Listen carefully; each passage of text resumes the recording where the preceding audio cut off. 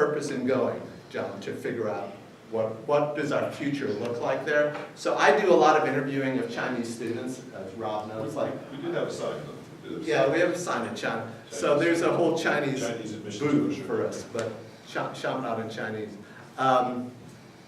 Like this Sunday morning, I'm interviewing 3 Chinese students, 7:30, and 8 o'clock. And that's not uncommon for me to interview 3 or 4 via Skype from China. So that was our purpose. But going back to your question about something that's important to every kid in here, social media.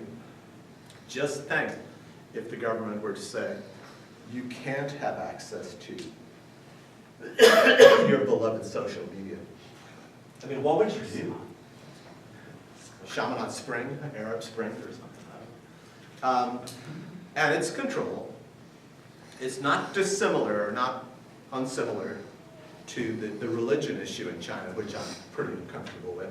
The government does not like religion. It doesn't like Christianity specifically. So it was Sunday that we were there, so we wanted to go to Mass, obviously. But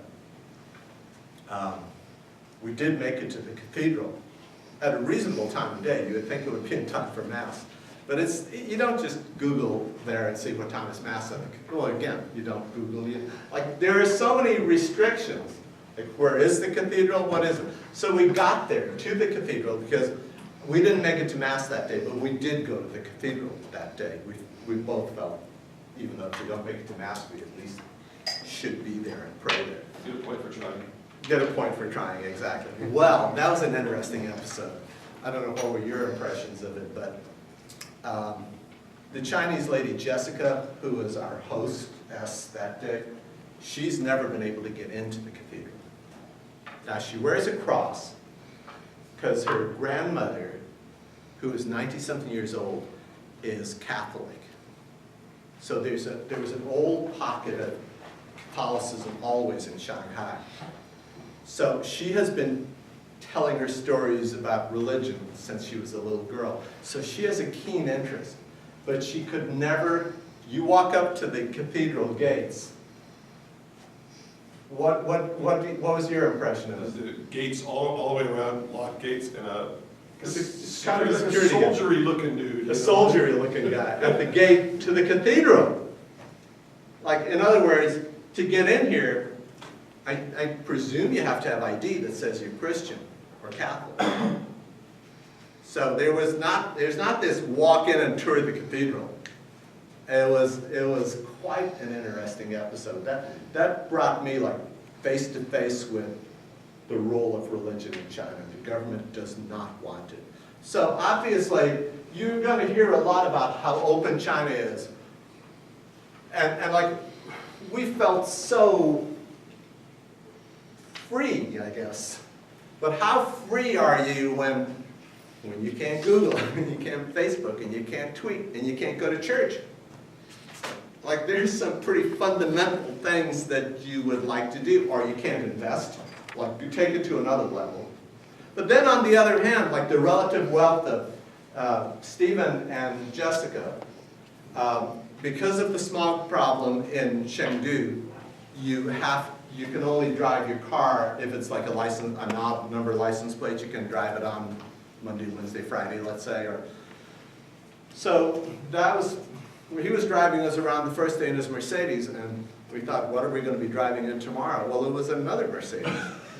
Like, he had 2 Mercedes, one with the even number license plate and one with the odd number license plate. So I thought, very wealthy guy. Any guesses relating to the video? Any guesses about what you think he might do? What kind of real estate? No. Real estate finance.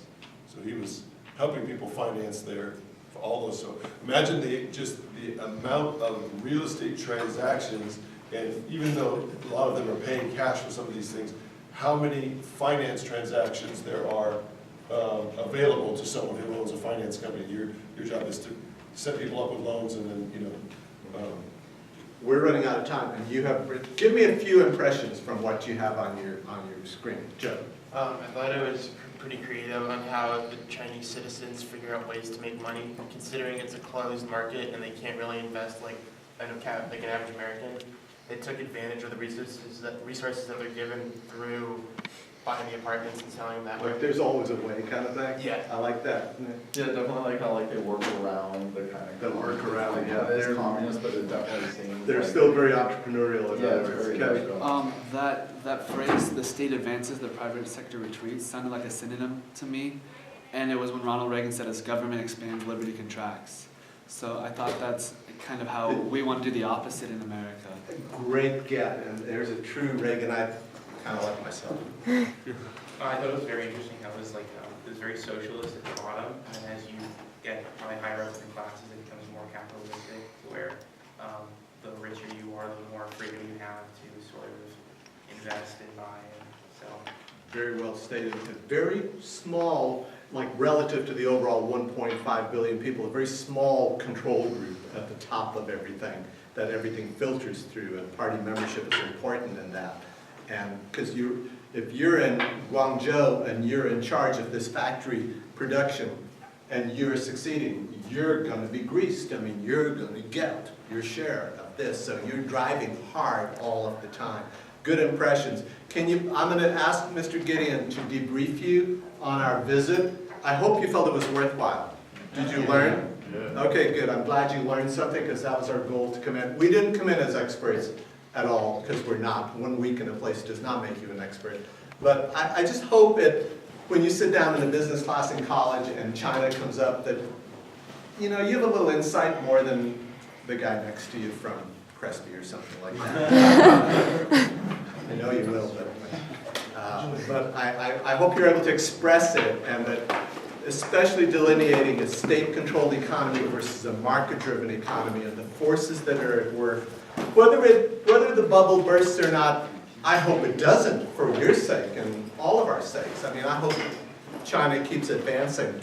But the human rights issues and the freedom issues, and whether it's social media or anything else, mind control is just not the best way to grow a society.